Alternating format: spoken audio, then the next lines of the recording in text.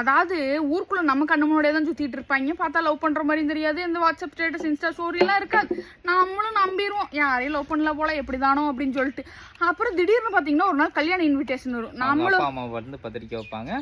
லவ்லாம் இல்லைங்க, நம்ம பார்த்து பண்ணாதாங்க. நம்ம பாப்பாலாம் நம்ம சொல்றது தாங்க கேட்கும். லவ் மேரேஜ்லாம் கிடையாது. என்ன ரொம்ப க்ளோஸ் ரிலேட்டிவ்ல சொந்தத்துல கிடைக்கல, கொஞ்சம் பெருத்தி தான். ஆனா வந்து புள்ள என் பேச்சு கேட்டு நான் சொல்றவன தான் கட்டுவேன்னு கட்டிருச்சுங்க. அப்படி எங்க அப்பா அங்கன்னு சைட்ல என்னை ஒரு முறை முறைப்பாரு. நம்ம பேசாம திரும்பி நின்னுக்கும். அதுக்கப்புறம் கல்யாணமும் எல்லாம் நல்லபடியா போச்சுடா. லவ் மட்டும் தான் போய் சொன்னோம். சரி நானும் போய் கேட்கலாம், பெரியவங்களை கூப்பிட்டு போய் பேசலாம் சொல்லி நினச்சிட்டு முன்னாடி போய் கேட்கலான்னு போனேன். ஸ்டேஷனுக்கே கூப்பிட்டு போய் குறைச்சிட்டாங்க. ஆல்பர்ட் இப்படிதான் உட்காந்துருந்தான். நான் போகல. ஐயா சொல்லுங்கயா அப்படின்னு. நான் மட்டும் போய் லவ் பண்ணலன்னு தலையாட்டி இருந்தேன். அன்னைக்கே லத்திச்சாரு.